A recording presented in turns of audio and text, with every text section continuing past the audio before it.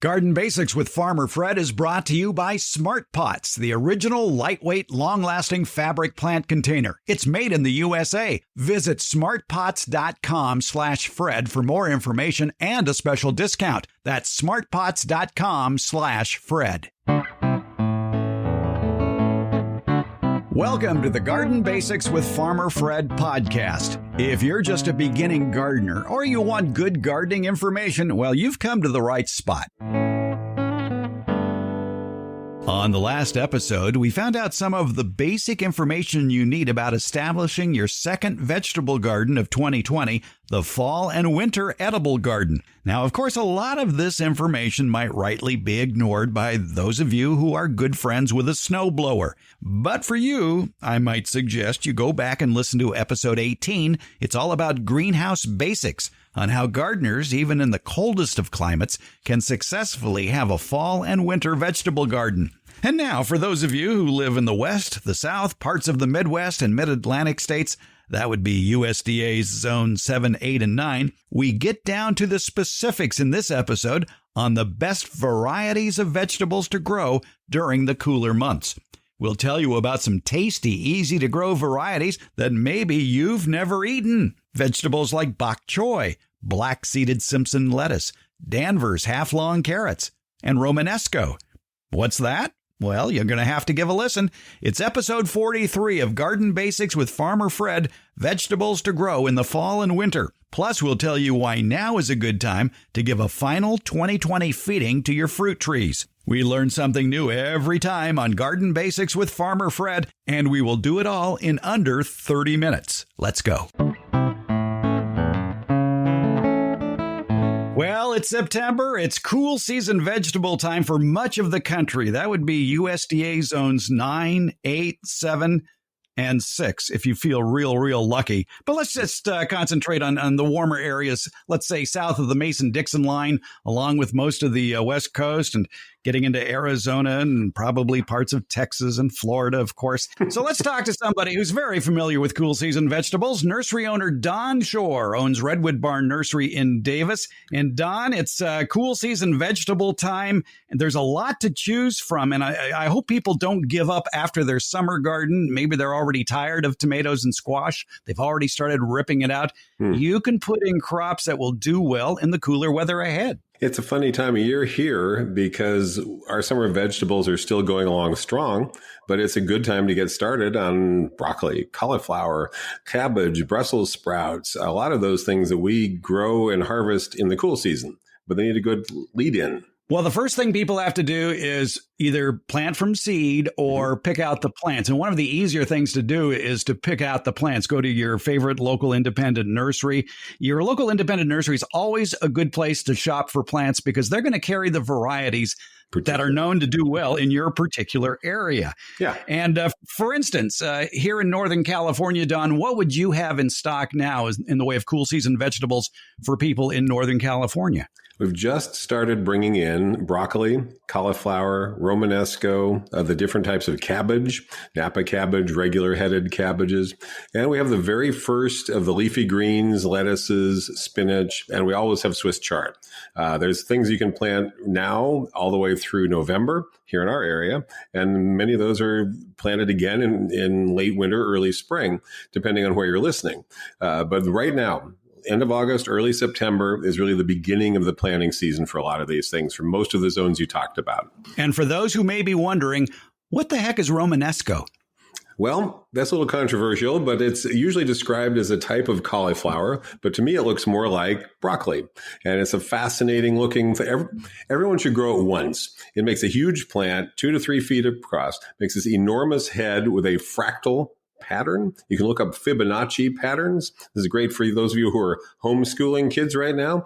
And it's a very tender broccoli-like flower head that sort of resembles cauliflower in texture, but broccoli in flavor. But it takes up a lot of room, it sounds like. Yeah, it's a big plant. And I think people need to know that. If you're limited for space, you'll get a lot more for your money out of just regular broccoli that re-sprouts. But it is a beautiful plant and it's very fascinating to grow at least once. Not difficult. It's very similar to broccoli. What about containerizing these plants? Do many of them take well to containers? I do that, and I use large containers. I use anything from a 7 to a 15-gallon size. You want at least half a cubic foot of potting soil. A cubic foot's even better because these are plants with extensive root systems, and they don't want to get drought stress. It's very important with all the cole crops, things like that they have a good root volume. If you're limited and you have a smaller container, go with the leafy greens, lettuces, spinaches. You can crowd those together, harvest leaf by leaf, and have them over a very long season. What are the best-selling varieties that you've worked with over the years?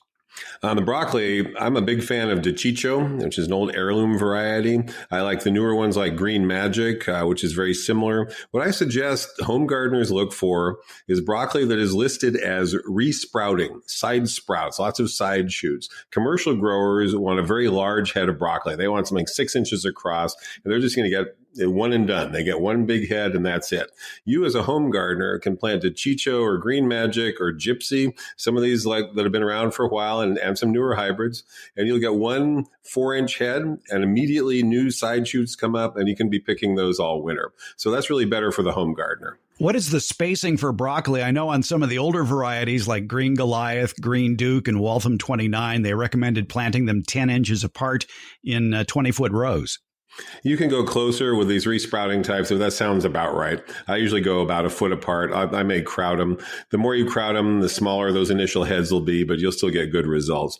And really, I think broccoli and its cousins, broccoli rabe, things like that, are some of the easiest things for home gardeners to start with. Easy to grow from seed, easy to buy in plants, and they'll produce quickly. All right. So much for broccoli. Let's move through the alphabet. What's next? Okay. Brussels sprouts. You ever grown them, Fred? Brussels sprouts are a challenge here because even though they're a cool season crop, if you want to plant them correctly here, you have to do it in the heat of July. Right. They need to go in midsummer. They need a really long start to the growing season, and you're not going to harvest until March. And I guarantee you'll be battling aphids the whole time. So I would not rush into Brussels sprouts if you're a novice gardener. It can be fun to do, but I don't know how much you like Brussels sprouts. They're probably not the easiest. So maybe let's move down the alphabet to cabbage. But let's point one more thing on Brussels sprouts, though, for people in other parts of the country. Maybe this Brussels sprouts are best treated as a spring planted crop. Yeah, and they're heavily grown in the coastal areas of California. Most of the production for many years was over in the coast in the Bay Area. That long season, planting them early in the spring, cool, mild climate, they'd be harvesting them over a very long period. So it's a challenging one because it takes literally about 6 months from plant to harvest. Wow. All right. Can we go to the letter C? Now, remember, these are all related. These are all basically the same plant. They're Brassica oleracea. That's the botanical name of the ancestor of all of them. And from that, we got broccoli, cauliflower, cabbage, kohlrabi, Brussels sprouts, kale, collards. I feel like I'm forgetting something. But they're all basically the same plant. And they like a mild climate to grow and expand and get their major initial start. And then we're harvesting different parts. We're harvesting the flower buds. We're flowering the inflorescence. And in some cases, the weird stem, like on the kohlrabi. What they want is to have a long period of development and then initiate the flowering, and then we eat them before they get a chance to flower. So. Now, I'm fond of the Chinese cabbages, the bok choy and the pak choy. Very easy to grow, and you can crowd them. They're a really good one for folks who like stir fry, have maybe one container to crowd a bunch of things in. Bok choy, pak choy, there's a bunch of different names and different styles of those. You can harvest a leaf at a time or the whole thing. And again, all they want is cool, mild conditions. They're okay with frost. Light frost, okay, down into the mid-20s Fahrenheit. So they're pretty easy to grow in almost all the climate zones you mentioned. And in coastal areas, the places where tomatoes don't do well, peppers don't do well, so let's say Seattle or Corvallis, Oregon, those are great choices. Those will do very well for you pretty much year-round. Cabbage varieties I'm familiar with are Early Anna, Copenhagen Market, Savoy King, and the Burpee Hybrid. Are there others that you like? Green Acre, that's become one of the most popular because it will produce quickly. You look on the label, you'll see some cabbages listed as 60 to 70 days, others in the 90-day range. The faster ones are going to be better for some of the listeners who are in the colder USDA zones. They get them planted now. If they're listening in September, and we get frost in November, they'll be okay with that. They can get them out of the ground before a hard freeze sets in. In our climate, those tend to head up in the late winter, early spring. Here we can do all of them because we don't get that cold in the winter. But that green acre in particular is a fast producer. Well, let's talk about another relative of those then, cauliflower. It's more challenging. The issue with cauliflower is that the heads are susceptible to cold damage, and you'll get cosmetic damage on the head if it's open and we get, open to the sky and we get 24, 25 degrees, as we can do here in mid-December, early January, it'll damage it. So an old technique is to pull those leaves up, clamp them over the top, and that protects the head. And with that colder weather, you get a sweeter flavor. It's a little more tricky, though, because they're more susceptible to slug damage, aphids, and more challenging to manage that way. I would say, for a novice gardener, broccoli is going to be a lot easier. All right, we'll cross cauliflower off the list then. No, try it once. Okay, yes, exactly. Try everything once. Yeah. Now, one of my favorites to grow, and I won't say it's bulletproof, but if you have good deep soil, it's kind of hard to go wrong with carrots. Yeah, as long as the soil drains well. And you can do them essentially any time of year, as long as the moisture is consistent. So in the summer here, they can be pretty challenging just because of how hot and dry we are. But almost anywhere someone's listening, unless the ground freezes over, they can do carrots right on into the winter. They can do them early in the spring, even later in the spring. I suggest for areas with denser soil, they use smaller types like little finger, Danvers, half long. Try the round one, Orbit. Those are cool. And there's a lot of new carrots on the variety, a lot of new colorful ones. But I think you really can't go wrong with those first two I mentioned, Littlefinger and Danvers half long. They develop quickly. You get 3 to 4 inch, very sweet carrots. And remember, the sweetness increases with a little frost. I realize you're a nursery owner, but would you buy a 6-pack of carrots? I would sell one. Would I buy one? No. No. You would plant from seed. Absolutely. The thing to remember, though, is carrot seed germinates very slowly. There's an inhibitor in the seed coat. So first thing is to soak the seed overnight before you plant it to try and get some of that inhibitor out of there. Then it'll only take 3 to 4 weeks to germinate instead of 5 to 6. And an old trick is to plant carrots and radishes together in the same bed. Now, the radishes come up right away. You're harvesting them in 5 or 6 weeks. Just as you're pulling them out, the carrots are beginning to sprout. So you're making maximum efficient use of your bed, and you're not waiting for the carrots to sprout. You're getting something else out of that bed at the same time. Another one of those slow to germinate ones I'm trying this year are parsnips. It could take 3 weeks for it to show its face above ground. Anything in that family. They have an inhibitor in the seed coat, and a simple trick is to soak the seed overnight. Parsley, well known for 5 to 6 weeks to germinate. Put them in a bowl, pour hot water on them, let it sit overnight, drain that off, and that'll help somewhat. But you're still looking 3 to 4 weeks to germination. Yeah. And all the root vegetables, I would recommend planting direct in the ground if you can. Yes, people buy 6-packs. Yes. So root crops, we're talking carrots, we're talking about turnips. Yep. Parsnips. Yeah, you growing them? This is going to be the first year I'm growing them. Those were, you thought I said parsley. I said parsnips as far as taking 3 weeks to germinate. Yeah, they are storing a lot of starch. And the thing to remember with anything that stores starch is when we get cold, the starch converts to sugar. So even the leaves of your kale, you'll get better flavor when you get some chilling on them. This is one of the reasons they're popular. Don't harvest your parsnips until Christmas. I'll remember that. Okay, I'm going to write that down. Don't harvest parsnips until Christmas. Xmas. Okay, got it.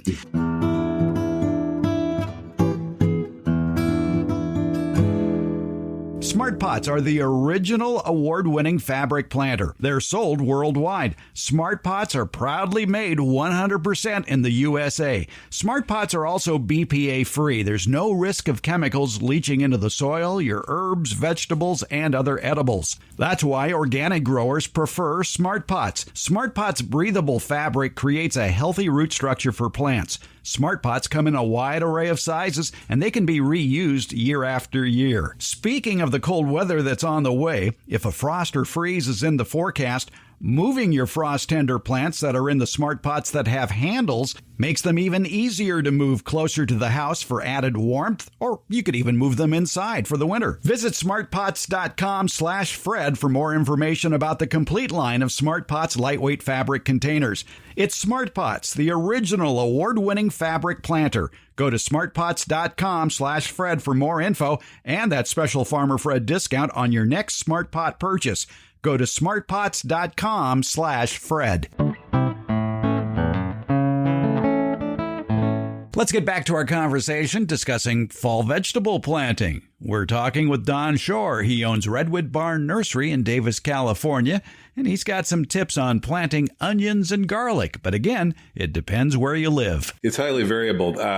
Hot areas in the southern parts, they generally plant in the fall and they harvest in the spring, much as we do. Here we plant in November, harvest in May to June, a little later for Walla Wallas. And the colder tier states, they plant in the spring for summer harvest. So it's going to vary. And you'll have short day, long day, intermediate day types. We're very lucky. In the Sacramento Valley, we can grow all of those. We can grow any kind of onion we want. Wherever you're listening locally, you should find out what the suitable varieties are for your area, because there are generally varieties that are better for you and varieties that aren't as suitable. I love the Stockton red onion. Yep. They're hard to find, but when you find them, get them. They're good. Stockton red, Stockton yellow. Walla Walla is a fun one to grow. We always get demand for the red torpedo. It's a little dicey here because it tends to bloom, honestly, and when it blooms, it's hollow and it doesn't keep as well. But yeah, the Stockton red or the new red burger, which is an improvement on that. Mm-hmm. Onions in the Sacramento Valley arrive in November, and you plant them bare root. It's one of the easiest things in the world to do. Yeah, they usually come bundled, 50 to a bundle. Yep. Be happy with one bundle, folks. Yes. I get people special ordering 200 to 500 at a time. And they call and call and call. I don't know what it is with these old guys and their onions. They're very concerned about them, but they want to get them in November when they can water them in, get some nitrogen on them early in the season, and then they're just as easy as can be from that point on. You just harvest in the early summer, late spring. And that's part of the beauty of living where we live in other areas of the country. It's more of a challenge. What's nice is that there are some mail order firms like Peaceful Valley. They won't even mail out their garlic and onions to a zip code until it's right for that area. Right. There's a big onion grower down in Texas, I think it's Dixondale Farms. They know everything there is to know about onions, and they ship millions of them all over the country. And they tell you that they're going to ship them to you when it's appropriate for your region. I guess the most frost-sensitive plants would be those with water in their leaves, like the leafy greens. Yeah, they're easy to grow, but of course they're a little vulnerable to temperatures in the low 20s or below. So wherever people are listening, they need to take that into consideration. On the plus side, you can plant and harvest right away. You can start picking leaves immediately, especially the leaf lettuces and spinaches, and you can let them grow and form a head and harvest the whole head if you like. This is probably where early novice gardeners go best, is with the leafy greens in a barrel or some planter like that. Crowd them in, put in 30 plants. I mean, go overboard, because you can thin them out and use them.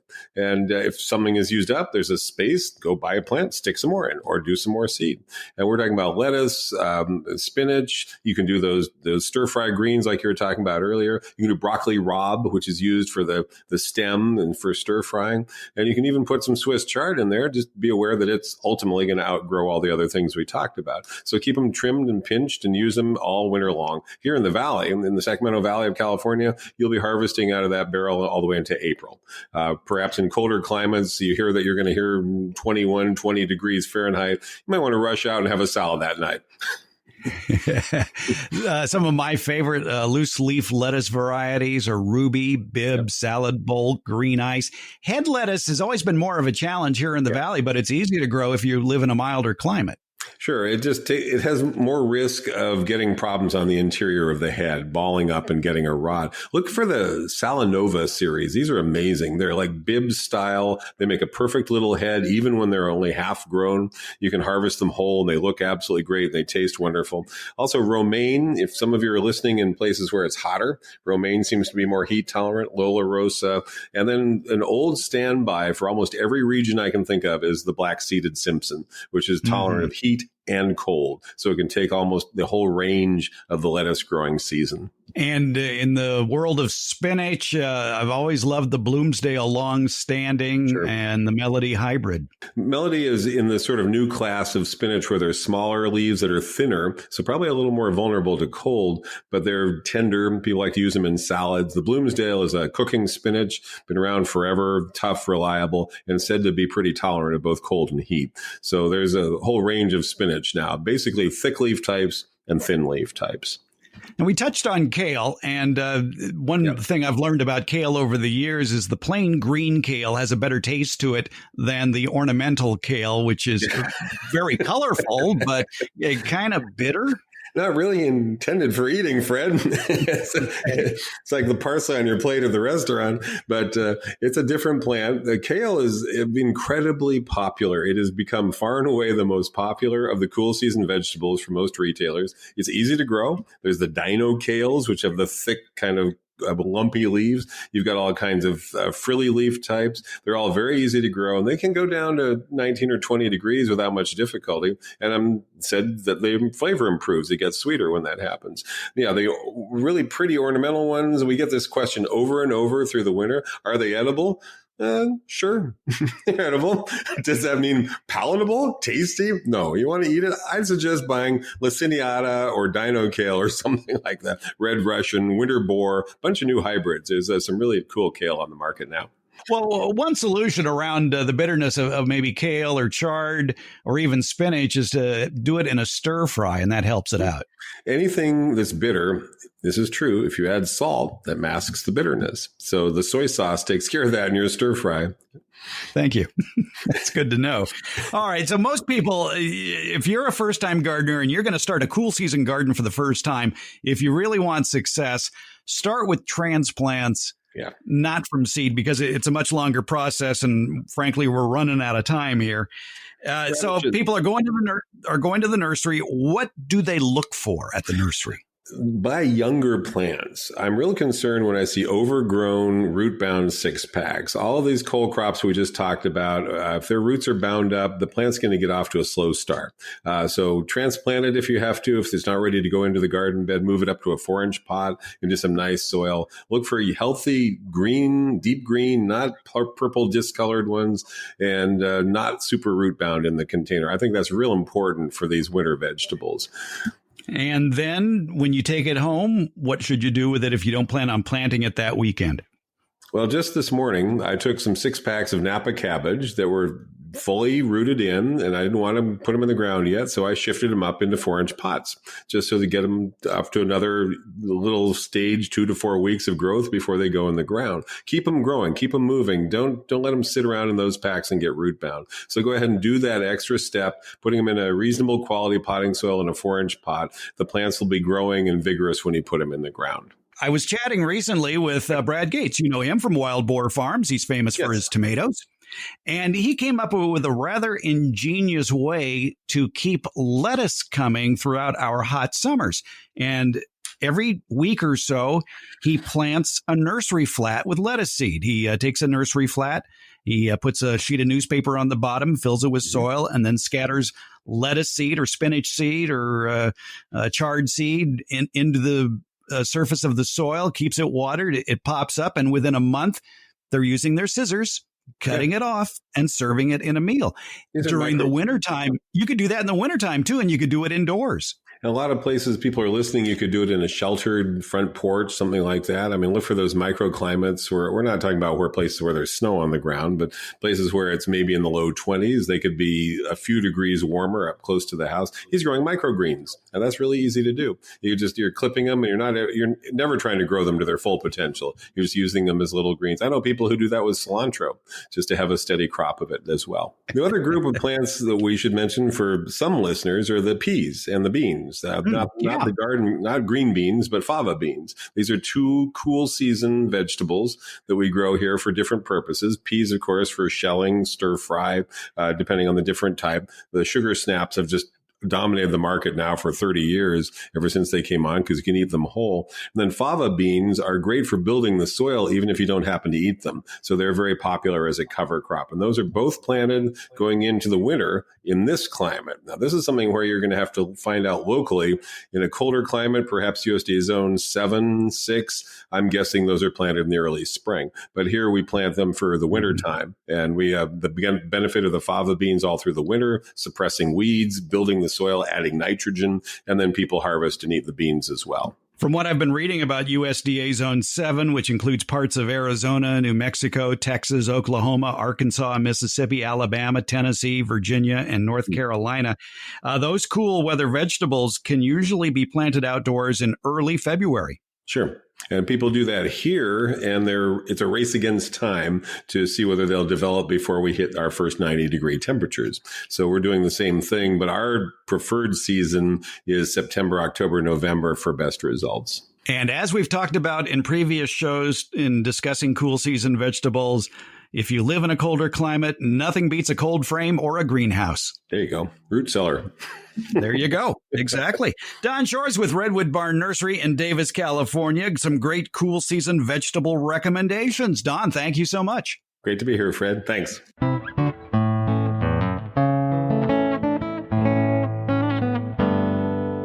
There's a lot of debate in the world of fruit tree growers about fertilization of fruit trees. Phil Purcell's with Dave Wilson Nursery. They're a wholesale grower of fruit and nut trees. They supply nurseries throughout the country. And Phil recommends 3 fertilizations a year for your deciduous fruit trees. When we go back and talk about the vigor of a tree, generally speaking, it gets a lot of vigor from fertilizers. And we at Dave Wilson Nursery, we like to recommend organic fertilizers. And a kind of a good, if you want to just very easy rule of thumb, is you fertilize right after the fruit sets around pea size with an organic fruit tree fertilizer. And then once again, midsummer with that, organic fruit tree fertilizer. And then towards the end of summer, one more application. And that last application gets the peach tree ready for the winter. And again, that was for deciduous fruit trees that lose their leaves in the wintertime. But what about the evergreen fruit trees, especially citrus? Well, there's a lot of debate on that one, and my best advice to you is use a fertilizer that's intended for citrus and read and follow all label directions. But again, organic fertilizer's a good choice for citrus as well. Garden Basics comes out every Tuesday and Friday, and it's available just about anywhere podcasts are handed out, and that includes Apple Podcasts, Google Podcasts, iHeartRadio, Overcast, Spotify, Stitcher, TuneIn, and hey Alexa, play the Garden Basics with Farmer Fred podcast, would you please? Thank you for listening, subscribing, and leaving comments. We appreciate it.